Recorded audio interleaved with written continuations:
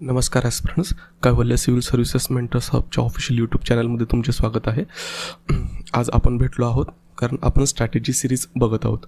आपण सुरुवात केली होती UPSC आणि MPSC राज्यसेवा 2025 म्हणजे नवीन पॅटर्ननुसार प्रिपेरेशन करणारे जे काही ॲस्पिरंट्स असतील तर ती स्ट्रॅटेजी त्याची कशी असली पाहिजे, ह्या स्ट्रॅटेजीचं आपलं हे 5th लेक्चर आहे. तर पहिल्या व्हिडिओमध्ये आपण स्ट्रॅटेजी सेशनच्या पहिल्या व्हिडिओमध्ये आपण बघितलं होतं रिव्हर्स इंजिनिअरिंगचा कॉन्सेप्ट. त्याच्यानंतरचा व्हिडिओमध्ये आपण बघितलं दुसऱ्या व्हिडिओमध्ये ते म्हणजे स्कीम ऑफ द एक्झामिनेशन आणि स्ट्रक्चर. थर्ड याच्यामध्ये आपण सिलेबस बघितला होता. कालचा जो व्हिडिओ झाला होता म्हणजे 4th व्हिडिओमध्ये आपण बघितलं होतं की UPSCचे मेन्सचे जे प्रिव्हियस इयर क्वेश्चन पेपर्स असतील तर त्याचं ॲनालिसिस, तर नेमकं ॲनालिसिस कसं करायचं. आणि आजचा आपला जो स्ट्रॅटेजीचा 5th पार्ट आहे, तर ह्या व्हिडिओचा जो टॉपिक असणार आहे आपला की UPSC सिव्हिल सर्व्हिसेस मेन्स एक्झामिनेशनसाठी आणि MPSC राज्यसेवा मुख्य परीक्षेसाठी की मीडियम कुठलं असलं पाहिजे. तर आता हे जे लँग्वेज मीडियम आहे, एक तर मराठी किंवा इंग्लिश, यापैकी कुठलं असायला पाहिजे आणि ठरवत असताना याच्यामध्ये कुठले क्रायटेरियाज हे लक्षात घ्यायला हवे हे आपल्याला लक्षात असलं पाहिजे.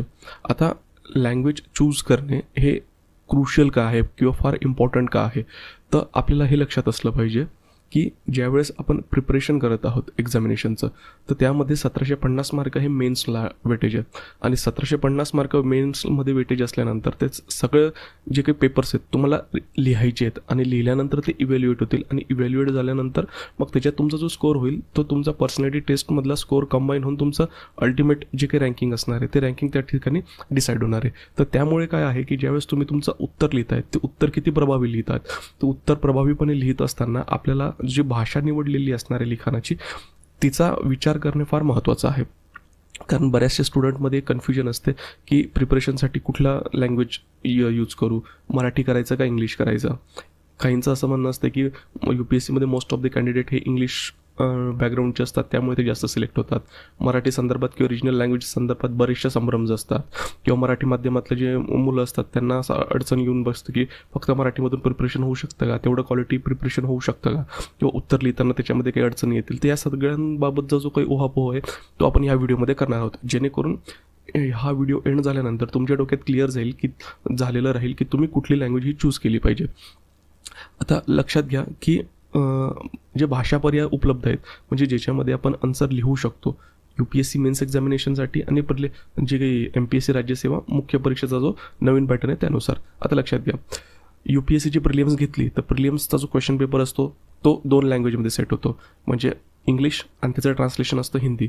सिमिलरली UPSCचं जे मुख्य पेपरचे जे असतात ते सुद्धा सगळं पेपर्स एक्सेप्ट लँग्वेज पेपर जे क्वालिफाईंग नेचरचे असतात ते जर सोडले तर उरलेले सगळे जे क्वेश्चन्स पेपर्स असतात ते इंग्रजीमध्ये असतात आणि त्याचं हिंदीमध्ये अनुवाद दिलेलं असतं. म्हणजे UPSCमध्ये जरी तुम्हाला मराठीतून लिहायचं असेल तरी तुम्हाला जो इंग्रजीमधले दिलेला क्वेश्चन असेल किंवा त्याचा जो हिंदीमध्ये ट्रान्सलेशन दिलं असेल ते तुम्हाला समजून घ्यायचं आहे आणि ते समजून घेतल्यानंतर तुमचं उत्तर तुम्ही मराठीमध्ये लिहू शकतात. किंवा जे 22 लँग्वेजेस दिलेले आहेत 8 स्केड्यूलमध्ये त्या लँग्वेजचा उपयोग करून कॅन्डिडेट हा UPSCची जी मेन्स एक्झामिनेशनमध्ये त्याची जी लँग्वेज आहे ती लँग्वेज चूज करू शकतो. आणि ही लँग्वेज चूज करत असताना UPSCच्या कॉन्टेक्स्टमध्ये ह्या प्रिलियम्सचा फॉर्म भरत असतानाच हे जे ऑप्शन आहे लँग्वेजचं ते त्यावेळेसच द्यावं लागतं. त्यामुळे तुम्ही प्रिलियम्स झाल्यानंतर विचार करू UPSCच्या कॉन्टेक्स्टमध्ये आणि मग लँग्वेजचं ऑप्शन देऊ तर ते ऑप्शन तुमच्याकडे नसणार आहे. याचा जो ऑप्शन असणार आहे म्हणजे तुम्हाला लँग्वेज चूजिंगचा तो ज्यावेळेस तुम्ही प्रिलियम्सचा फॉर्म भरणार आहे म्हणजे प्रिलियम्स एक्झामच्या 2-3 महिने अगोदरपर्यंत तुमचं डिसाईड झालेलं पाहिजे की तुम्ही कुठल्या लँग्वेजमध्ये रिटर्न एक्झामिनेशन देणार आहात. तर ते जी लँग्वेज आहे ती तुम्हाला प्रिलियम्सचा फॉर्म फिलअप्स करत असतानाच त्या ठिकाणी काय करायचं तर मेन्शन करायचं आहे. आता जसं MPSC राज्यसेवेने मुख्य परीक्षेचा सिलेबस ज्यावेळेस पब्लिश केला तर त्यावेळेस त्यांनी 2 लँग्वेजेस कॅन्डिडेटला काय दिलेलं आहेत तर ऑप्शन्स दिलेले आहेत. मग एक आहे मराठी आणि इंग्रजी. मग आता मराठी आणि इंग्रजी देत असताना आपण ऑब्जेक्टिव्ह एक्झामिनेशनच्या कॉन्टेक्स्टमध्ये जर बघितलं म्हणजे प्रिलिम्स एक्झामिनेशन तर MPSCच्या कॉन्टेक्स्टमध्ये काय होतं की क्वेश्चन हा इंग्लिशमध्ये दिलेला असतो आणि ते इंग्लिशचं मराठीमध्ये ट्रान्सलेशन केलेलं असतं. तर मग सिमिलरली हे मेन्स एक्झामिनेशनमध्ये आपण एक्सपेक्ट करू शकतो की जो मेन्सचा क्वेश्चन असणार आहे तो इंग्लिशमध्ये दिलेला असेल आणि त्याचं मराठीमध्ये ट्रान्सलेशन दिलेलं असेल. तर हे ऑप्शन्स आहेत, ऑप्शन्स कॅन्डिडेट निवडू शकतात in the context of UPSC civil services mains एक्झामिनेशनसाठी आणि MPSC राज्यसेवा मुख्य परीक्षेच्या कॉन्टेक्स्टमध्ये. आता आपण पुढचं जे डिस्कशन करणार आहोत तर डोक्यात आपण 2 लँग्वेज कन्सिडर करत आहोत की एक तर कॅन्डिडेटला मराठी चूज करायचं आहे किंवा इंग्रजी चूज करायचं आहे. कारण UPSCचं जरी बघितलं आणि कॅन्डिडेट महाराष्ट्रातून जर देत असेल तर मॅक्सिममली तो कुठली लँग्वेज यूज करेल, एक तर मराठी किंवा इंग्रजी. म्हणून आपण मराठी आणि इंग्रजी हे 2 लँग्वेजेस जे असतात ते 2 लँग्वेजेसचं आपण काय करणार आहोत तर कंपॅरिझन करणार आहोत. आता प्रत्येक लँग्वेज जी असेल ती मराठी असेल किंवा इंग्रजी असेल याचं स्वतःचे काही बेनिफिट्स आहेत, काही लॅक्युनाज आहेत. आता मराठी भाषा जर बघितली तर ऑब्व्हियसली आपली मदर टंग असल्यामुळे आपल्याला एक्सप्रेस व्हायला काय होतं हे सोयीस्कर जातं. त्याच्यानंतर जर बघितलं की आता मराठीमध्ये पण बऱ्यापैकी जे चांगले संदर्भ साहित्य आहे, अभ्यास साहित्य ते आता सुरुवात झालेली की त्याच्यामध्ये तयार होत आहे. त्याच्यामुळे असं काही फार उणीव भासते की जशी ती 10-15 वर्ष अगोदर कॅन्डिडेट्सला भासायची की चांगलं क्वालिटी मटेरियल्स उपलब्ध नाही, तशी कंडिशन आता नाही आहे. आणि आता बरेचसे असे टूल्स आहेत की तुम्ही इंग्रजीचं जे कंटेंट असेल ते मराठीमध्ये ट्रान्सलेट करून घेऊ शकतात. त्यामुळे तुमचे एफर्ट्स पण त्या ठिकाणी कमी होतात. आणि त्यानंतर जर बघितलं की महाराष्ट्रातील जे अधिकांश उमेदवार असेल त्यांची विचार करण्याची भाषा मराठी असल्याने लेखन पण त्यांना प्रभावी जाऊ शकते. तर मग आता मराठीच्या संदर्भात मर्यादा काय येऊ शकतात की समजा जे काही एकदम स्टँडर्ड मटेरियल्स वगैरे असतील जे अजून मराठीमध्ये ट्रान्सलेट झालेले नाहीत आणि ते जर कॅन्डिडेटला जर अभ्यासायचं असतील तर त्या ठिकाणी त्याला डिफिकल्टी जाऊ शकते. आता जे नॅशनल डेलीज असतात म्हणजे द हिंदूसारखे पेपर, इंडियन एक्सप्रेससारखे पेपर, त्यासारखे जे क्वालिटी न्यूजपेपर्स आहेत ते मराठीमध्ये भेटत नाही किंवा मराठीमध्ये ते नाही आहेत. त्याच्यामुळे ते अभ्यास करत असताना पण कॅन्डिडेटला डिफिकल्टी फेस करावी लागू शकते. पुन्हा मराठी भाषा इंग्रजीच्या कॉन्टेक्स्टमध्ये जर बघितली तर मराठी लिहिताना काना, मात्रा, वेलांटी, शब्दावरील टोपी याच्यामुळे काय होतं की इंग्रजीच्या तुलनेमध्ये मराठी लिहिण्यासाठी वेळ जास्त लागतो. हे तेवढंच खरं आहे, पण ती मराठी असेल किंवा हिंदी असेल. आणि त्यानंतर जर बघितलं की जर मराठी भाषेचा जर उपयोग केला तरी काय असतं की कॅन्डिडेटला अभ्यास हा इंग्रजीतून काही प्रमाणात करावाच लागतो. असं नाही की मराठी माध्यम निवडलं म्हणून तुम्ही इंग्रजीपासून संबंध तुटतो, तसं होत नाही. तर इंग्रजीमधून काही जे महत्त्वाचं कंटेंट असणार किंवा महत्त्वाचा जो अभ्यास संदर्भ साहित्य तेवढा अभ्यासून त्याचं मराठीमध्ये भाषांतर हे कॅन्डिडेटला करावं लागतं. त्यानंतर मग ते ट्रान्सलेशन करत असताना कॅन्डिडेटला जास्त वेळ लागू शकतो, तो पण एक त्याच्यामधला लिमिटेशन्स आहे. आणि जर बघितलं की कोचिंगच्या कॉन्टेक्स्टमध्ये जर UPSCचे जे म्हणजे महत्त्वाचे क्लास जे दिल्लीमध्ये वगैरे केले जातात किंवा कंडक्ट होतात तर ते जे गायडन्स प्रोव्हाइड करतात ते इंग्रजीमध्ये किंवा हिंदीमध्ये प्रोव्हाइड करतात. तर मराठी भाषेमध्ये थोडं क्वालिटी गायडन्स पण जर बघितलं अजूनपर्यंत होतं पण आता येतं आहे. आता त्यानंतर जर उपाय असेल तर त्याच्यामध्ये तेच की लेखन कौशल्य सुधारण्यासाठी विविध विषयांवर निबंध, सारांश किंवा लहान परिच्छेद लिहा. म्हणजे काय तुम्हाला त्याच्यात फक्त काय करायचं आहे की टाईम जरी तुम्हाला एफर्ट्स लागत असला तरी आता गुगल ट्रान्सलेटरसारखे जे काही टूल्स वगैरे असतील त्याचा उपयोग करून तुमची ट्रान्सलेशनचा जो वेळ असेल तो कमी करून घेऊ शकतात. त्याच्यानंतर आता बरेचसे जे काही प्लॅटफॉर्म्स आहेत ते आता तुम्हाला मराठीमध्ये चांगलं क्वालिटी कंटेंट उपलब्ध करून देतात. आता फॉर एक्झाम्पल जर आपलं ज्ञान मासिकचं तुम्ही एक्झाम्पल घेतलं आणि तुम्ही UPSCच्या लेवलला जे मुलं प्रिपेअर करतात आणि मंथली मॅगझिन वापरतात त्याला फक्त तुम्ही काय करा की कंपॅरिझन करा किंवा एखादा सिलेक्टेड कॅन्डिडेट असेल सिलेक्टेड कॅन्डिडेटकडे किंवा जे इंटरव्ह्यू दिलेला असेल त्याच्याकडे आपलं जे ज्ञान मासिक आहे ते त्याच्यापर्यंत घेऊन जा आणि त्याला विचारा की याची क्वालिटी कशी आहे. तर तुम्हाला ऑब्व्हियसली लक्षात येऊन जाईल की आपले जे मंथली अफेअर्स किंवा त्याचे जे आपण क्वालिटी देतोय ते UPSC लेवललाच देतोय. म्हणजे जेणेकरून त्याच्यातलं क्वालिटी कंटेंट स्टडी करून कॅन्डिडेट चांगल्या क्वालिटीचा आन्सर लिहू शकतात आणि चांगली रँक पण काय करू शकतात तर मिळवू शकतात. मग आता त्याच्यानंतर जर बघितलं मराठीनंतर तर मग इंग्रजी जे आहे तर मग इंग्रजीचे फायदे काय आहेत. ऑब्व्हियसली क्वालिटी कंटेंट जे आहे ते अवेलेबल आहे. जे नॅशनल डेलीज आहेत म्हणजे द हिंदू, इंडियन एक्सप्रेस यासारखे न्यूजपेपर हे रेडिली अवेलेबल असतात. त्याच्यानंतर जर बघितलं की जे काही टेक्निकल सब्जेक्ट्स असतात मध्ये आता सायन्स अँड टेक्नॉलॉजी असेल त्याच्यानंतर जिओग्राफीच्या काही टेक्नॉलॉजीज असतील या इंग्लिशमध्ये समजण्यामध्ये किंवा लिहिण्यामध्ये सोयीस्कर जातात.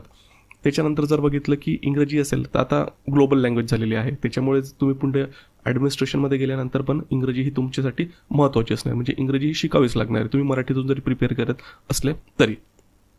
आणि पुन्हा आयोगाचं जर आतापर्यंत जर आपण ट्रेंड बघितलेला आहे किंवा त्यांच्या सिलेबसमध्ये पण त्यांनी मेन्शन केलेलं आहे की इंग्रजी आणि मराठी म्हणजे क्वेश्चन पेपर इंग्रजीमध्ये सेट असणार त्याचं मराठी ट्रान्सलेशन असेल आणि दोघंही क्वेश्चनमध्ये जर संदिग्धता निर्माण झाली की कुठल्या क्वेश्चनचा आन्सर किंवा इंटरप्रिटेशन बरोबर तर हे ग्राह्य धरत असताना इंग्रजीचं जे स्टँडर्ड आहे ते इंग्रजीचं स्टँडर्ड काय करण्यात गेलेलं म्हणजे जो इंग्लिशमध्ये क्वेश्चन दिलेला असेल तो ग्राह्य धरला जाईल अचूक म्हणून. त्याच्यानंतर जर बघितलं की कुठली आता MPSCची लँग्वेज म्हणजे एक्झाममध्ये, राज्यसेवेच्या एक्झाममध्ये बघा, नवीन येणाऱ्या पॅटर्ननुसार, किंवा UPSCमध्ये बघा, या ठिकाणी एक्सपेक्ट नाही की कॅन्डिडेटने शशी थरूरसारखी किंवा शेक्सपियरसारखी यांच्यासाठी लँग्वेज लिहावी. नाही, लँग्वेज ही फार सिम्पल असायला पाहिजे, जेणेकरून तुम्हाला जे म्हणायचं आहे ते म्हणणं तुमचं मांडता आलं पाहिजे, आणि त्यानंतर ते कमीत कमी शब्दात असलं पाहिजे. एवढा क्रायटेरिया त्या ठिकाणी लागतो. मग आता पुन्हा इंग्रजीचे असेल तर मग इंग्रजीमध्ये पण काही लिमिटेशन्स कॅन्डिडेटला फेस करावे लागतात.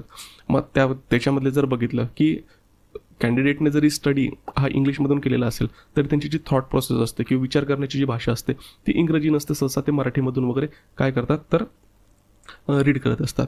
मग त्यानंतर पुन्हा काय आहे की इंग्रजी समजणे आणि त्याच्यानंतर इंग्रजी लिहिता येणे या दोन वेगळ्या गोष्टी आहेत. मग काही ना कॅन्डिडेटला इंग्रजी वाचलेलं समजत पण असेल, ऐकलेलं पण समजत असेल, पण तेवढं प्रभावीपणे ते लिहिण्यात त्यांच्यामध्ये अडचण येऊ शकते.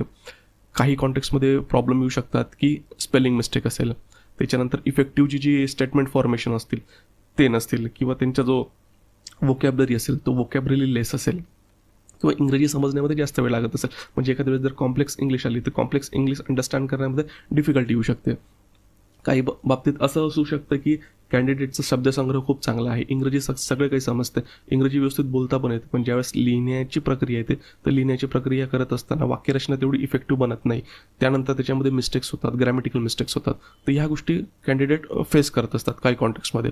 मग आता याच्यामध्ये याचं उपाय पण जर बघितले तर काय आहे की ऑब्व्हियसली याच्यावर स्टडी करणे किंवा इंग्रजी वृत्तपत्रे वाचणे, लेख वाचणे, ज्याच्यामुळे काय होणार आहे की लँग्वेजशी तुम्ही फॅमिलियर होणार आहेत. फॅमिलियर होत असताना त्याच्यामधले जे वोकॅब्स आहेत ते वोकॅब्स तुमच्या डोळ्याखालून जातील, तुमच्या नजरेखालून जातील, त्याची स्पेलिंगचं कन्स्ट्रक्शन कसं झालं ते तुमच्या डोळ्यासमोरून जाईल, त्याच्यामुळे स्पेलिंग मिस्टेक्स कमी होण्याचे चान्सेस आहेत. तुमची वोकॅबलरीचा साठा जो आहे तो साठा त्या ठिकाणी काय होईल, विस्तृत होईल. त्याच्यानंतर मग लेखन प्रक्रिया, मग याला काय आहे की तुमच्या उणिवांवर जर मात करायचं असेल तर त्यावेळेस तुम्हाला प्रत्येक वेळेस काय करावं लागेल तर प्रॅक्टिस. मग पुन्हा जर इंग्रजीमध्ये इफेक्टिव्ह लेखन तुम्हाला जमत नसेल तर काय करावं लागेल की प्रत्येक वेळेस तुम्हाला रोज डेली त्याच्यावर काय डेडिकेशनने फोकस करावं लागेल. त्याच्यानंतर आता ऑनलाईन किंवा डिजिटल मीडियामध्ये आता बरेचसे जे काही चॅनल्स आहेत तर ते अवेलेबल आहेत, जे तुम्हाला लँग्वेज इम्प्रूव्हमेंटसाठी मदत करू शकतात. त्याच्यानंतर तुमचा जो काही ग्रुप असेल त्यामध्ये तुम्ही बोलण्याचा इंग्रजीचा सराव वगैरे करू शकतात. तुमचं लिहिलेलं जे असेल ते लिहिलेलं तुमच्या पीअर ग्रुपमध्ये शेअर करू शकतात, जेणेकरून तुमच्या लेखनातल्या जे चुका आहेत त्या चुका त्या ठिकाणी काय होईल तर फाइंड आउट होतील, आणि तुम्हाला इम्प्रूव्हमेंट कुठे करायची ते इम्प्रूव्हमेंट तुम्हाला लक्षात येईल. त्याच्यानंतर तुम्ही मग इंग्रजी न्यूज असेल किंवा कार्यक्रम्स असतील किंवा चित्रपट असतील ते बघण्याचा प्रयत्न करा, ज्याच्यामध्ये सबटायटल्स वगैरे येतील तर तुम्हाला लक्षात येईल ते बोलतात कसं किंवा त्याच्यामध्ये ते लिहिलेलं असेल त्या गोष्टी कशा. मग आता लक्षात घ्या की लँग्वेज जर इम्प्रूव्ह करायची असेल ना, ही ग्रॅज्युअल प्रोसेस आहे, ही एकदाच होत नाही. त्याच्यामुळे तुम्हाला त्याच्यावर काय करावं लागणार आहे, फार फोकस करावं लागणार आहे. आता हे ज्याला जनरली आपण काय केलेलं आहे की मराठी आणि इंग्रजीमधलं फक्त कंपॅरिझन केलेलं आहे, पण आता सगळ्यात पुढे ज्यावेळेस आपण जाऊ तर ते अगदी महत्त्वाचं आहे. म्हणजे आता UPSC सिव्हिल सर्व्हिसेस मेन्समध्ये किंवा MPSC राज्यसेवा मुख्य परीक्षेसाठी जर भाषा निवडायची असेल तर कुठली निवडली पाहिजे, तर आता हे डिसाईड करत असतात ना कॅन्डिडेटला, जे आपण आता पुढे डिस्कस करणार आहोत त्या फॅक्टर्स लक्षात ठेवायचे. आणि त्या फॅक्टर्स लक्षात ठेवल्यानंतर तुमचा स्वतःचा कॉल आहे हा तुम्ही घ्यायचा आहे की कुठली भाषा आपण प्रिपरेशनसाठी न म्हणतात लिखाणासाठी निवडली पाहिजे. पुन्हा मी आता इथं इन्फोसिस करतो की अभ्यास करण्याची भाषा ही वेगळी आणि लिहिण्याची भाषा वेगळी. आता आपण जे डिस्कस करत आहोत की तुम्ही जी काही एक्झामिनेशनमध्ये उत्तर लिहिणार आहात ते उत्तर लिहिण्याची भाषा कुठली निवडली पाहिजे. ठीक आहे, तर मग आता याच्यामध्ये पहिलं सगळ्यात अगोदर आपल्याला लक्षात असलं पाहिजे की ज्यावेळेस आयोग, मग आता UPSC असेल किंवा MPSC असेल तर कॅन्डिडेटकडून त्यांना अपेक्षा काय आहेत. म्हणजे ज्यावेळेस तुमची आन्सर कॉपी त्यांच्यापर्यंत जाते, ती आन्सर कॉपी गेल्यानंतर ते आन्सर तुमचं कसं असलं पाहिजे किंवा तुमचं लिखाण कसं असलं पाहिजे त्याच्या संदर्भात UPSCने काही एक्सपेक्टेशन्स दिलेले आहेत. तसं MPSCमध्ये नाही दिलेले आहेत, पण आपण ग्राह्य धरूया की UPSCचे जे स्टँडर्ड्स असतील तेच MPSC पण काय करतायत तर एक्सपेक्ट करतायत.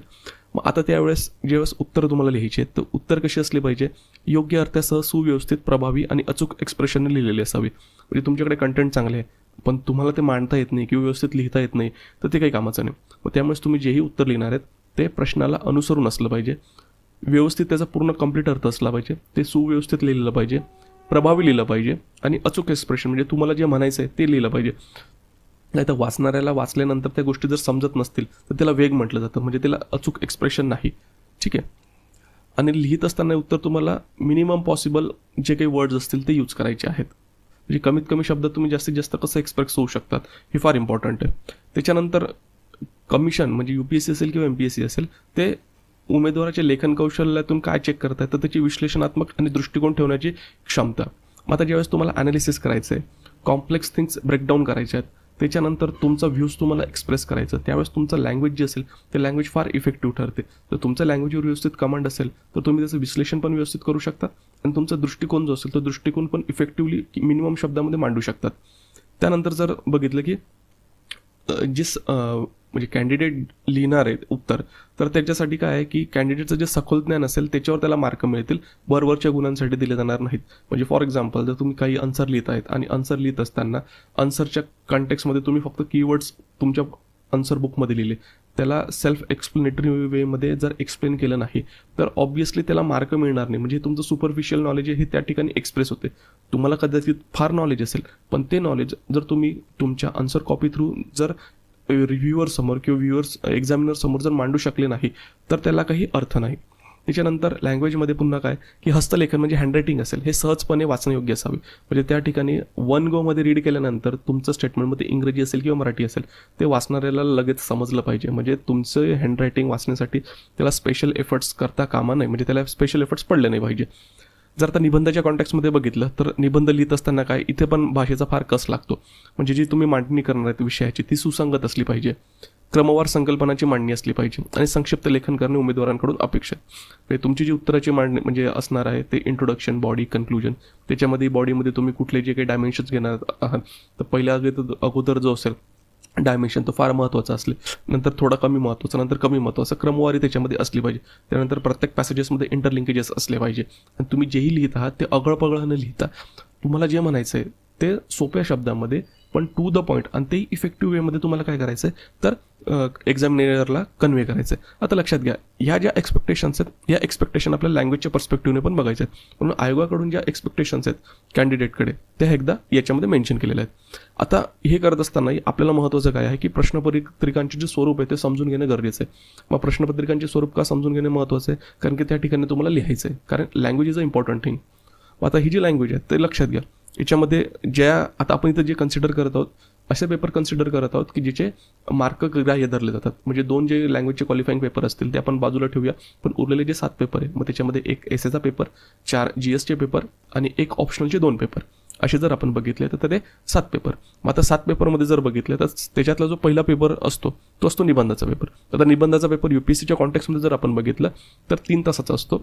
3 तासाच्या कॉन्टेक्स्टमध्ये जो एसएची जी क्वेश्चन पेपर असते त्याच्यामध्ये 2 सेक्शन्स असतात, सेक्शन ए, सेक्शन बी, आणि प्रत्येक सेक्शनमध्ये 4 टॉपिक्स दिलेले असतात आणि कॅन्डिडेटला दोघंही टॉपिक्समधून ॲटलिस्ट 1 जो एसे टॉपिक आहे तो चूज करावा लागतो आणि त्याच्यावर एसे लिहावा लागतो. म्हणजे एक एसे हा जवळपास 1000 ते 1200 शब्दामध्ये लिहावा लागतो. म्हणजेच जर आपण ओव्हरऑल जर पकडलं तर कॅन्डिडेटला 3 तासामध्ये एसीच्या कॉन्टेक्स्टमध्ये 2200 ते 2500 शब्द जे आहेत ते लिहिणे अपेक्षित आहे.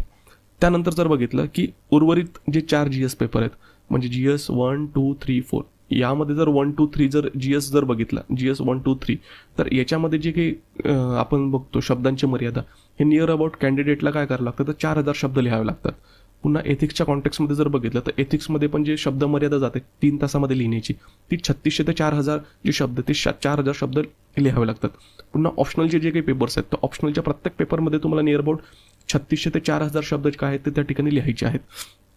हे करत असताना लक्षात घ्या की GS एसेचा पेपर पहिल्या दिवशी झाल्यानंतर GS 1, 2 एका दिवशी होतो, GS 2, 3 एका दिवशी होतो आणि ऑप्शनलचे जे दोघंही पेपर आहेत ते एका दिवशी येतात. आता हे आपण UPSCच्या कंटेक्स्टमध्ये बोलतो तर आपण अशी आशा धरूया की MPSC राज्यसेवा पण जी नवीन पॅटर्ननुसार इम्प्लिमेंट होते ती पण UPSCच्या धर्तीवर या पद्धतीने एक्झाम कंडक्ट करेल.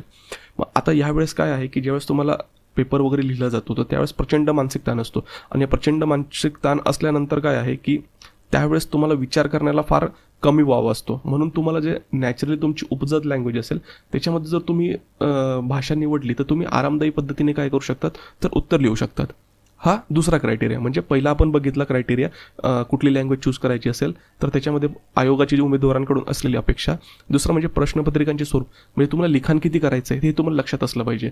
कारण कॅन्डिडेटचं काय आहे की 5-10 मिनिटासाठी लिहावे लागते त्यासाठी असणारी जी लँग्वेज आणि एक्स्ट्रीम प्रेशरमध्ये कंटिन्युअसली 2-4 दिवसासाठी जी लँग्वेज यूज करायची तर त्याच्यामध्ये तफावत येऊ शकते. त्याच्यानंतर थर्ड आस्पेक्ट जर बघितलं तर स्टडी मटेरियल. आता स्टडी मटेरियलच्या संदर्भात बघितलं तर आता जसं तुम्हाला माहिती आहे की इंग्रजीमध्ये क्वालिटी कंटेंट मोठ्या प्रमाणावर रेडीली अवेलेबल आहे, पण आता MPSCच्या मध्ये पण कारण नवीन बदल झालेले आहेत त्याच्यामुळे हे सगळे जे क्वालिटी मटेरियल आहेत ते आता मराठीमध्ये पण उपलब्ध होत आहेत. आणि यासाठी जे स्टडी मटेरियल क्वालिटी मटेरियल उपलब्ध करून देण्याची जबाबदारी काही वेळेला सिव्हिल सर्व्हिसेस मेंटर्स आपण घेतली. त्याच्यामुळे तुम्ही ह्या बाबतीत एकदम निश्चिंत राहा. म्हणजे स्टडी मटेरियलच्या दृष्टिकोनातून तर तुम्ही विचार करूच नका, कारण की तुम्हाला क्वालिटी कंटेंट हे ऑब्व्हियसली मिळणार आहे म्हणजे मिळणार आहे. त्याच्यानंतर अगोदर जसं आपण डिस्कस केलं की गैरसमज. मग गैरसमज कसे असतात की इंग्रजी माध्यमातली जे जास्त उमेदवारांची जी संख्या आहे ती अंतिम निवडीमध्ये त्यांची यादी जास्त असते, म्हणजे अंतिम यादीमध्ये त्यांचं जे आपण पर्सेंटेज म्हणतो ते जास्त असतं. रिजनल लँग्वेजेसमधले जे काही कॅन्डिडेट्स असतात त्यांचं पर्सेंटेज हे कमी असतं. आता लक्षात घ्या, UPSC जे असेल ते UPSC किंवा MPSC लँग्वेजच्या बेसिसवर डिस्क्रिमिनेशन करत नाही. लँग्वेज हा तुमचा फक्त एक मीडियम ऑफ एक्सप्रेशन आहे. It is not the knowledge. Knowledge काय आहे, नेमकं तुम्ही उत्तर कसं लिहिणार आहेत आणि उत्तर लिहिल्यानंतर ते तुम्ही टू द पॉईंट कसं लिहिले आहेत, किती क्वालिटी लिहिले आहेत आणि एक्झामिनरने ते तपासल्यानंतर त्याला ते कसं अपील होतं आहे याच्यावर तुमचे मार्क डिसाईड होणार आहे, लँग्वेजवर डिसाईड होत नाही. आता तुम्ही म्हणाल की मग जास्तीत जास्त कॅन्डिडेट जे आहेत ते इंग्रजी माध्यमातून निवडून येतात, म्हणजे सिलेक्ट होतात, निवडून येण्यापेक्षा सिलेक्ट होतात. तर आता तुम्ही UPSCचा लेटेस्ट रिपोर्ट पब्लिश झालेला आहे, तर UPSCच्या साईटवर जा, ते जे ॲन्युअल रिपोर्ट पब्लिश करतात ते बघा आणि त्याच्यामध्ये तुम्ही पर्सेंटेजनुसार कॅल्क्युलेट करा की किती कॅन्डिडेट्सने इंग्रजी माध्यम हे ऑप्ट केलेलं आहे एक्झामिनेशनसाठी, मेन्ससाठी, आणि त्याच्यापैकी किती हे सिलेक्ट झालेले आहेत. तोच क्रायटेरिया तुम्हाला कशा कॉन्टेक्समध्ये करायचा आहे, तर मराठीच्या कॉन्टेक्समध्ये. मग ॲक्च्युली मराठीमधल्या जे कॅन्डिडेट आहेत तर त्यांनी किती म्हणजे किती मुलांनी मराठी ही मेन्ससाठी निवडली होती आणि त्याच्यापैकी किती सिलेक्ट झाले आहेत, तर तुम्ही पर्सेंटेजमध्ये विचार करा, तुम्ही बल्कमध्ये विचार करू नका. तर त्याच्यामुळे लँग्वेजच्या बेसिसवर तुमच्यासोबत डिस्क्रिमिनेशन होईल हे कधीच होणार नाही. हां, तुमचं जर उत्तर व्यवस्थित नसेल, तुमचं जे अभ्यासाची जी क्वालिटी किंवा कंटेंट असेल ते मराठीत तेवढं दर्जेदार नसेल आणि तर तुमचं उत्तर तेवढं दर्जात लिहिलं जात नसेल तर याच्यात चुकी ही कॅन्डिडेटची, आयोगाची नाही. हां, पण तुमचं लँग्वेज खूप चांगली आहे, तुम्ही क्वालिटी कंटेंटचा अभ्यास करतायत आणि एकदम क्वालिटी आन्सर लिहित आहेत, तर ऑब्व्हियसली तुम्हाला मार्क मिळतील म्हणजे मिळतील. त्याच्यामुळे हा गैरसमज डोक्यातून काढून टाका लँग्वेजच्या बेसिसवर. आता याच्यानंतर मग महत्त्वाचं आहे की प्रमाण भाषा. मग MPSC राज्यसेवाच्यासाठी किंवा UPSCसाठी जर बघितलं तर ही जी काही स्टँडर्ड लँग्वेज आहे म्हणजे ती कशी असली पाहिजे लिखाणाच्या कॉन्टेक्स्टमध्ये, म्हणजे प्रमाण भाषा. सगळ्यात महत्त्वाचं म्हणजे ग्रॅमॅटिकली करेक्ट असली पाहिजे. आता कॅन्डिडेटचे जे काही म्हणजे आन्सर कॉपी आहे ते जे इव्हॅल्युएट करतात ते 40 ते 50 वर्ष त्यांचं वय असेल किंवा त्याच्यापेक्षा जास्त असेल. आता ह्या लोक जे असतील हे ओल्ड पद्धतीतले असतात आणि त्याच्यामुळे त्यांच्याकडे काय ते तज्ज्ञ असतात. एवढे वर्ष त्यांच्या एका फील्डमध्ये झाल्यानंतर की ग्रॅमॅटिकली मिस्टेक्स त्यांच्या डोळ्यासमोर आल्या तर ते ॲप्रिशिएट करत नाही. आता UPSCचे जे फॉर्मर चेअरमन होते अग्रवाल सर, त्यांनी पण त्यांच्या एका इंटरव्ह्यूमध्ये मेन्शन केलेलं होतं की ज्यावेळेस कॅन्डिडेटची कॉपी डोळ्यासमोर येते आणि त्यावेळेस जर एक्झामिनरला ग्रॅमॅटिकल मिस्टेक्स दिसल्या तर ते ग्रॅमॅटिकल मिस्टेक ॲप्रिशिएट करत नाही. त्याच्यामुळे तुमचे जे काही ग्रॅमॅटिकल मिस्टेक्स असतील ते त्या ठिकाणी नसता कामा, म्हणजे तिथं नसायला हव्या. हे फार एक इम्पॉर्टंट आहे. म्हणजे व्याकरणदृष्ट्या जी असेल लँग्वेज ही शुद्ध असली पाहिजे. म्हणजे यासाठी एकदम कॉम्प्लेक्स लिहायची वगैरे असं काही आहे का, तर नाही. त्याच्यानंतर शुद्ध लेखनातील चुका म्हणजे स्पेलिंग मिस्टेक्स. आता स्पेलिंग मिस्टेक्समध्ये काय आहे की जर कॅन्डिडेट कुठलीही लँग्वेज निवडतात, मराठी किंवा इंग्रजी म्हणा, आणि त्याच्यामध्ये जर त्यांच्या साध्या साध्या शब्दामध्ये जर चुका होत असतील आणि त्याही वारंवार होत असतील तर त्यावर पण काय आहे तर म्हणजे जे काही एक्झामिनर आहे ते त्याला ॲप्रिशिएट करत नाही. आता याच्यामध्ये एखाद वेळेस असं होऊ शकतं की लँग्वेज म्हणजे जे नेम असं म्हणजे फॉरेन ऑथर आहे आणि फॉरेन ऑथरचं तुम्ही नाव लिहित असताना त्याची इंग्रजीमध्ये म्हणा किंवा मराठीमध्ये म्हणा त्याची स्पेलिंग चुकली, नो इश्यू, ते ॲप्रिशिएट म्हणजे त्याच्याकडे फारसं लक्ष दिलं जात नाही. किंवा तुमच्याकडे 1-2 शब्द जे असतील ते स्पेलिंग मिस्टेक त्याच्यामध्ये झालेलं आहे तर एक्झामिनर समजून घेतो की घाईगडबडीमध्ये कॅन्डिडेटला खूप सारं काही लिहावं लागतं, त्या गोष्टी ॲडजस्ट करावं लागतात. तर 1-2 जर तुमच्या चुका झाल्या तर फार त्या ठिकाणी फरक पडत नाही. आपण प्रत्येक पेजवर तुमच्या 3-4 मिस्टेक्स त्याला दिसत आहेत तर ऑब्व्हियसली तो काय होऊन जाणार, तो इरिटेट होणार आहे. म्हणून तुम्हाला मग काय करेल, तो नंतर तो मार्क देणार नाही. म्हणून स्पेलिंग मिस्टेक्स होता कामा नये. त्याच्यानंतर स्टेटमेंट फॉर्मेशन. आता स्टेटमेंट फॉर्मेशन होत असताना लक्षात घ्या की कॅन्डिडेट कुठलीही लँग्वेज चूज करतात तर ज्या वेळेस ते उत्तर लिहित आहेत तर उत्तर कसं असलं पाहिजे, अगोदर मेन्शन केल्यानुसार की सेल्फ एक्सप्लेनेटरी असलं पाहिजे. म्हणजे तुम्हाला जे म्हणायचं आहे ते व्यवस्थित लिहिलं गेलेलं असलं पाहिजे. म्हणजे तुम्ही जे लिहितायत ते तुम्हाला जे म्हणायचं आहे ते असलं पाहिजे आणि कॅन्डिडेट किंवा जो रिव्ह्यूअर आहे तो जे वाचतोय तर त्याने तेच वाचलं पाहिजे जे तुम्हाला म्हणायचं आहे. नाही तर काही वेळेस काय होतं की तुम्हाला म्हणायचं काही असतं, तुमच्याकडनं लिहिलं काही वेगळं जातं आणि वाचताना जो रिव्ह्यूअर असेल किंवा एक्झामिनर असेल त्याच्याकडनं ते काही वेगळे इंटरप्रेट होतं. तर तसं होता कामा नये. म्हणजे लँग्वेज व्यवस्थित सुअर्थसह कशी असली पाहिजे, तुम्हाला जे म्हणायचं आहे तेच लिहिलं गेलं पाहिजे आणि तुम्हाला जे म्हणायचं आहे तेच एक्झामिनरने वाचलं पाहिजे तुमच्या आन्सर कॉपी थ्रू. हे फार महत्त्वाचं आहे. मग त्याच्यासाठी प्रभावी अचूकपणे एक्सप्रेशन असली पाहिजे आणि उत्तर हे ऑप्टिमम वर्ड्समध्ये, मिनिमम पण नाही पण कमीत कमी शब्दामध्ये तुम्ही जेवढं इफेक्टिव्ह चांगलं लिहाल तेवढं तुमच्यासाठी फायदेमंद आहे आणि तेवढं एक्झामिनर पण त्याला ॲप्रिशिएट करतो. त्याच्यामुळे स्टेटमेंट फॉर्मेशन हे फार इम्पॉर्टंट आहे. त्याच्यानंतर हँडरायटिंग. मग आता हँडरायटिंगचा जर पार्ट बघितला तर त्यावेळेस काही तुम्हाला कॅलिग्राफी करायची नाही किंवा फार सुंदर हस्ताक्षर असलं पाहिजे असंही काही नाही. पण मिनिमम क्रायटेरिया काय असला पाहिजे, ज्याही भाषेत तुम्ही तुमचं उत्तर लिहित आहात त्या भाषेत उत्तर लिहित असताना ज्यावेळेस एक्झामिनर तुमचं आन्सर वाचतोय तर आन्सर वाचत असताना त्याला स्पेशल एफर्ट्स घेता कामा नये, म्हणजे त्याला स्पेशल एफर्ट्स पडता कामा नये. म्हणजे याला जर बेसिक तुम्हाला जर म्हणजे एक सिम्पल फॉर्म्युला सांगायचं झालं तर लक्षात घ्या की तुमच्या प्रत्येक शब्दामधलं प्रत्येक अक्षर हे इंडिपेंडंटली त्याला ओळखता आलं पाहिजे. तसं जर झालं तर त्यामध्ये काय होतं की त्याला वाचायला सोपं जातं. त्याच्यामुळे हँडरायटिंगमध्ये एवढा फॅक्टर तुम्ही लक्षात घ्यायचं आहे की प्रत्येक शब्दामधलं प्रत्येक अक्षर जे असेल ते त्याला समजलं पाहिजे. त्याला हँडरायटिंग. आता हे क्रायटेरिया जे आहेत प्रमाण भाषाच्या संदर्भात तर ते इम्पॉर्टंट ठरतात. त्यानंतर जर बघितलं की लँग्वेजचा कस कुठे जास्त लागतो. आता जनरल स्टडीज 1, 2, 3 हे जे पेपर बघितले आणि ऑप्शनलमध्ये बघितले तर या ठिकाणी तुमचा जो भाषेचा कस आहे हा फारसा लागत नाही. कारण तुम्हाला काय करायचं आहे, या तीनही GSच्या पेपरमध्ये 1, 2, 3मध्ये उत्तरं हे 150 किंवा 250 वर्ड्समध्ये लिहायचे आहेत. म्हणजे 150 ते 250 वर्ड्समध्ये तुम्हाला लिहावे लागतात. याच्यापैकी मग भाषेचा कस या पेपरमध्ये कुठे लागतो, इंट्रोडक्शन आणि कन्क्लुजनमध्ये. कारण मोस्ट ऑफ द जे आन्सर्स असतात ते पॉईंट फॉर्मॅटमध्ये येतात. मग पॉईंट फॉर्मॅटमध्ये येत असल्यामुळे त्यामध्ये एवढा लँग्वेजचा जो कस आहे किंवा भाषेचा कस त्या ठिकाणी लागत नाही. मग आता भाषेचा कस मोठ्या प्रमाणात कुठे लागतो, एसे आणि एथिक्स. आता दोघी एसे आणि एथिक्स जर बघितलं तर 500 गुणांचा चंक आहे. आता 500 गुणांचा चंक असल्यामुळे या ठिकाणी काय आहे की कॅन्डिडेटला निबंधाच्या संदर्भामध्ये काय आहे की एक टॉपिक दिला जातो आणि ते एक टॉपिक दिल्यानंतर म्हणजे 2 टॉपिक्स असतात. 2 टॉपिक्सवर त्यांना उत्तर लिहावे लागतात किंवा एसे लिहावे लागतात. मग त्या टॉपिकला ब्रेनस्टॉर्म करणे, तेवढं जे काही थिंकिंग प्रोसेस डेव्हलप करणे, तेवढं ते इफेक्टिव्हली लिहिणे आणि ते एक्झामिनरला ॲप्रिशिएट होणे, या प्रोसेसमध्ये काय करतात तर लँग्वेजचा फार इम्पॉर्टंट रोल असतो. म्हणून एथिक्समध्ये आणि निबंधामध्ये फार इम्पॉर्टंट रोल प्ले करतो लँग्वेज. एथिक्समध्ये पण तेच आहे की 10 मार्काचे क्वेश्चन्स असतात आणि केस स्टडीज असतात. तर 10 मार्काचे क्वेश्चन जरी असले तर त्या ठिकाणी तुम्हाला काही वेग टर्मिनॉलॉजीज असतात ते तुम्हाला विचारले जातात. तर त्यावेळेस तुम्ही एक्सप्रेस करत असताना तुमच्याकडे जो शब्दसंग्रह आहे तो व्यवस्थित असला पाहिजे. त्याच्यानंतर तुमचं जे लिखाण असेल ते पण इफेक्टिव्ह असलं पाहिजे. केस स्टडीज पण लिहित असताना बरेचसे डायमेन्शन्स तुम्हाला त्याच्यात ॲड करावे लागतात. पण ते ॲड करत असताना तर तुमची लँग्वेज व्यवस्थित असेल तर तुम्ही काय करू शकता, त्याला इझिली डील करू शकता. म्हणून भाषेचा जो चांगला जास्त संबंध आहे तो कुठे येतो तर निबंध आणि एथिक्स पेपरमध्ये. आता याच्यानंतर म्हणजे हे पेपरच्या कॉन्टेक्स्टनुसार जर पुढचा आपण क्रायटेरिया जर बघितलं तर ते काय असतं, ते विचार करण्याचे माध्यम. मग आता बरेच जे कॅन्डिडेट जे असतात त्यांचा म्हणजे जे अभ्यास जे करतात त्याचं जे मीडियम आणि त्यांची जी थॉट प्रोसेस असेल ती थॉट प्रोसेसचे मीडियम काय असू शकतं तर डिफरंट होऊ शकते.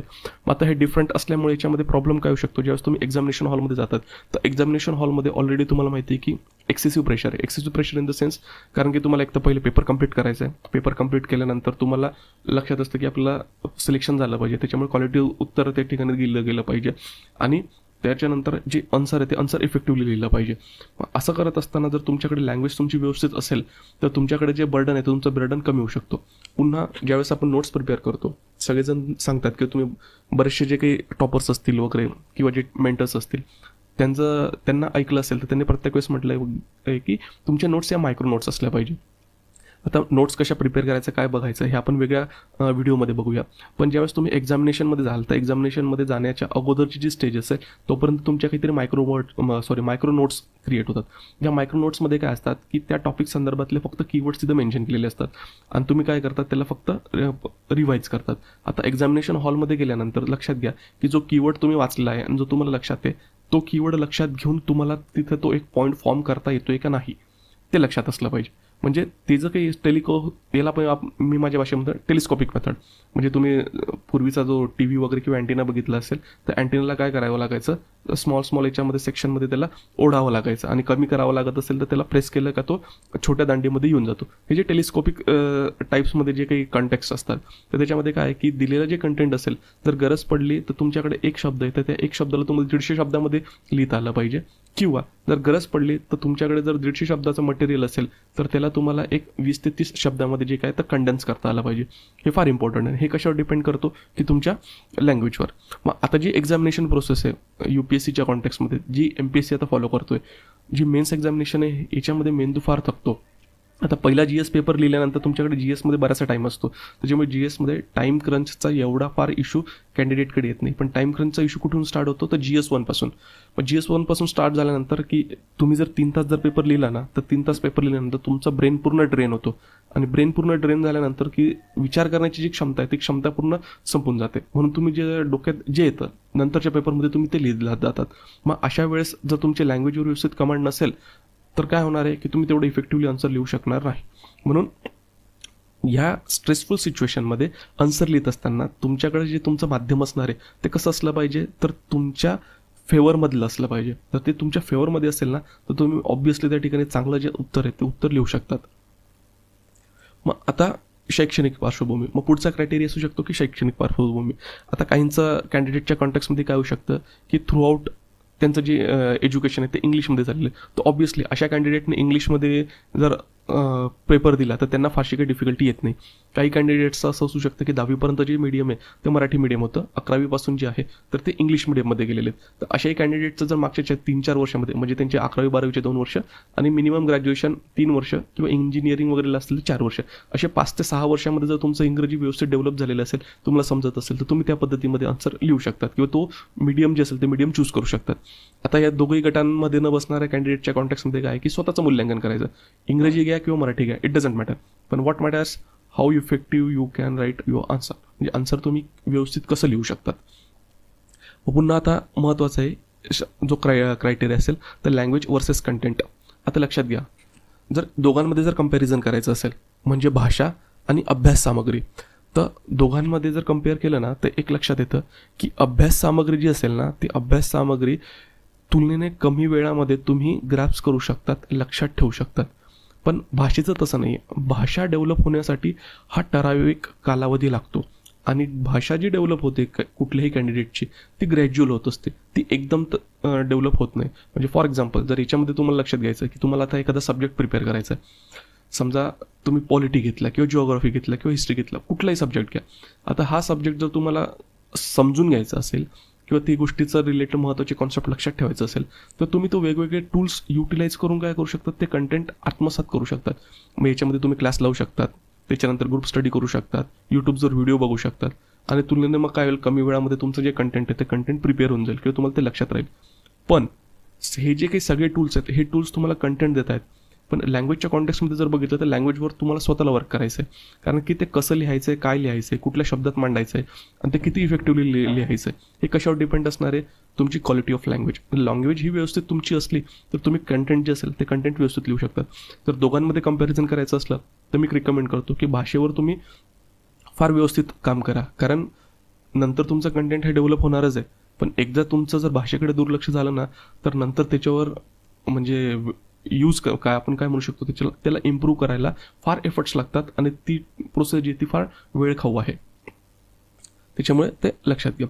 आणि आता दोघांमध्ये जर कम्पेअर करायचं असेल, मग आता या कंटेक्समध्ये जर तुम्हाला आलं की कुठली भाषा निवडली पाहिजे, आता फॉर एक्झाम्पल काही कॅन्डिडेट्स जे असतील ते इंग्लिशमधून शिकलेले आहेत, सगळं आहे, पण त्यांना असं वाटतं की नाही आपली मराठी फार छान आहे आणि आपण मराठीमध्ये व्यवस्थित लिहू शकतो, पण मराठीमध्ये ट्रान्सलेशनला एफर्ट्स पडत आहेत किंवा त्याच्यामध्ये कानामात्रा विलांटीला थोडेफार एफर्ट्स जात आहेत.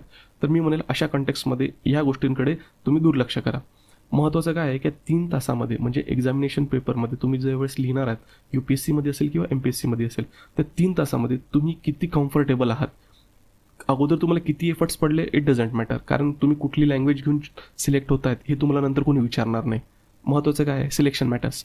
सिलेक्शन घेण्यासाठी कुठला इगोचा इश्यू करू नका किंवा कुठलाही आपण काय म्हणू शकतो अफवांना बळी पडू नका. तर महत्त्वाचं काय की त्या 3 तासामध्ये जर तुम्ही एक कुठलीही लँग्वेज घेऊन जर कम्फर्टेबल असाल ती लँग्वेजचं तुम्ही ग्राह्य धरली पाहिजे. मग कारण सगळ्यात महत्त्वाचं काय आहे की तुम्हाला जी लँग्वेज सोयीस्कर असेल ना, जर समजा तुमची कुठलीही लँग्वेज समजा मराठी असेल किंवा इंग्रजी असेल, ही जर तुमची व्यवस्थित आहे हे तुम्हाला माहीत आहे, तर तुम्हाला फक्त फोकस कशावर करायचा आहे आता, तर अभ्यास सामग्रीवर करायचा आहे. म्हणजे विषय समजून घेणे, लक्षात ठेवणे आणि त्याचा सराव करणे. जर तुमची लँग्वेज ही व्यवस्थित नसेल तर तुमचे पुन्हा एफर्ट्स वाढतात. मग एफर्ट्स काय वाढतात, एक तर तुम्हाला जे अभ्यास आहेत, अभ्यास साहित्य पण अभ्यासायचं आहे, तेही समजून घ्यायचं आहे आणि त्याच्याबरोबर तुम्हाला तुमच्या लँग्वेजवर पण काम करायचं आहे. आता हे लँग्वेजवर पण काम करत असताना मग त्याच्यामध्ये वोकॅब्लरी वगैरे ही प्रोसेस तर तुम्हाला प्रत्येक कुठल्याही लँग्वेजमध्ये करायची. कितीही तुमची चांगली लँग्वेजेस होत्या, वोकॅब्लरी इम्प्रूव्हमेंटला स्कोप तर असतोच. पण ज्यावेळेस मी लँग्वेजचा उपयोग करतो तर त्यामध्ये स्टेटमेंट फॉर्मेशन आणि ईज ऑफ रायटिंग किती इझिली तुम्ही काय करू शकतात, ते लिहू शकतात किंवा तुम्ही एक्सप्रेस होऊ शकतात, ते त्याच्यामध्ये इम्पॉर्टंट आहे. म्हणून ज्यावेळेस कुठलीही तुम्ही लँग्वेज चूज करताय, ती लँग्वेज चूज करत असताना महत्त्वाचं काय की तुम्ही किती कम्फर्टेबल आहात त्यामध्ये ते लक्षात घेणे. आणि अशा कॉन्टेक्स्टमध्ये जर तुम्हाला लक्षात येत नसेल तर मेंटर्स असतील, तुम्ही तुमच्या मेंटर्सला काय करा की अप्रोच करा. तुम्ही आम्हाला पण अप्रोच करू शकतात. काही वेळेस सिव्हिल सर्व्हिसेस मेंटर्स हबच्या म्हणजे ह्या नंबरवर तुम्ही टेलिग्राम ग्रुपवर मेसेज टाकू शकतात की तुम्ही जे काही पीस ऑफ आन्सर रायटिंग केलेलं असेल तुम्ही ते टाकू शकतात. जर तुम्हाला समजत नसेल की ॲक्च्युली कुठली लँग्वेज घेतली पाहिजे, मग ते मराठीत पण लिहा आणि इंग्रजीमध्ये पण लिहा. आणि ते जर तुम्हाला लक्षात येत नसेल की कुठली चूज करायची, तर तुम्ही हा जो नंबर आहे टेलिग्राम ग्रुपवर, तर तुम्ही तुमचं जे लिहिलेलं मटेरियल असेल ते तुम्ही एक सॅम्पल म्हणून टाकू शकतात. त्यात आम्ही तुम्हाला मदत करू समजून घेण्यासाठी की तुम्ही कुठली लँग्वेज चूज केली पाहिजे. लक्षात घ्या, आजचा जो आपला व्हिडिओचा जो पर्पज होता तो कुठला होता की ज्यावेळेस कॅन्डिडेट मेन्स एक्झामिनेशनसाठी आन्सर लिहिण्यासाठी जी मीडियम यूज करतायत ते कुठलं असलं पाहिजे. आता लक्षात घ्या, मी अगोदर बोलताना तुम्हाला बोललो की आपण डिस्कस करत आहोत की एक्सप्रेशनसाठी किंवा लिखाणासाठी कुठली लँग्वेज यूज करायला गेली पाहिजे. आता दुसरा याच्यामध्ये आस्पेक्ट आहेत की स्टडी लँग्वेज. आता जर तुम्हाला फॉर एक्झाम्पल इंग्रजीमध्ये तुम्ही प्रिपेअर करत आहात किंवा मराठीमध्ये प्रिपेअर करत आहात आणि तुम्हाला मग त्याच भाषेतलं जे स्टडी मटेरियल आहे चांगल्या क्वालिटीचं ते जर अवेलेबल झालं असेल तर नो प्रॉब्लेम, तुम्ही तेच करा. पण काही वेळेस काय होऊ शकतं की मराठी माध्यमामधले जे काही स्टुडंट असतील त्यांना मराठीमध्ये आन्सर लिहायचं असेल तरी त्यांना काही वेळेस इंग्रजीचं जे संदर्भ साहित्य आहे ते रेफर करावं लागू शकतं. तर त्यासाठी त्या कॅन्डिडेटने तयार असलं पाहिजे, इंग्रजीचा भाऊ करू नका. दुसरी गोष्ट, तुम्हाला एवढी इंग्रजी तर नक्कीच आली पाहिजे की जो क्वेश्चन दिलेला असेल तो क्वेश्चन तुम्हाला व्यवस्थित वाचून समजला पाहिजे. कारण की 2 क्वेश्चन्स म्हणजे इंग्रजीमधल्या क्वेश्चनचा मराठीमध्ये अनुवाद असेल आणि त्याच्यामध्ये जर ॲम्बिग्युटी क्रिएट झाली तर त्याच्यामध्ये स्टँडर्ड काय कन्सिडर केले जाणार आहे, तर इंग्लिश कन्सिडर केले जाणार आहे. पुन्हा मराठी माध्यमातले जे स्टुडंट्स असतील त्यांना एवढं इंग्लिशचं आलंच पाहिजे की त्यांचा जो क्वालिफाईंग पेपर असणार आहे 300 मार्काचा तो त्यांच्याकडनं पास झालं पाहिजे. आणि त्यानंतर ज्यावेळेस तुम्ही पर्सनॅलिटी टेस्टला जाल किंवा तुमच्या सर्व्हिसमध्ये जाल तर त्यावेळेस तुम्हाला इंग्लिशशी डील करावंच लागेल. तर हे जे सगळे फॅक्टर्स आहेत ते लक्षात ठेवून तुम्हाला काय करायचं आहे, तुमची जी लँग्वेज आहे ती चूज करायची आहे. तर आताच्या कॉन्टेक्स्टमध्ये महत्त्वाचं काय असणार आहे, सगळ्या डिस्कशनमध्ये जर याचं कन्क्लुजन करायचं म्हटलं तर की हे जे सगळ्या गोष्टी आपण डिस्कस केलेल्या आहेत किंवा हे पॅरामीटर डिस्कस केलेत हे लिहून घ्या. हे लिहून घेतल्यानंतर तुम्ही कुठल्या गोष्टीमध्ये कम्फर्टेबल आहात त्याच्यासमोर टिक मार्क करा आणि कुठल्या गोष्टीमध्ये तुम्ही कम्फर्टेबल नाही आहात त्या ठिकाणी पण टिक मार्क करा. आणि लक्षात घ्या की दोघांमध्ये कंपॅरिझन केल्याने म्हणजे दोघी लँग्वेजच्या कॉन्टेक्स्टमध्ये कंपॅरिझन केल्याने तर मग आता याच्यामध्ये तुम्ही स्वतःचा कॉल घ्या की कुठली लँग्वेज जी असेल ती आपण चूज केली पाहिजे.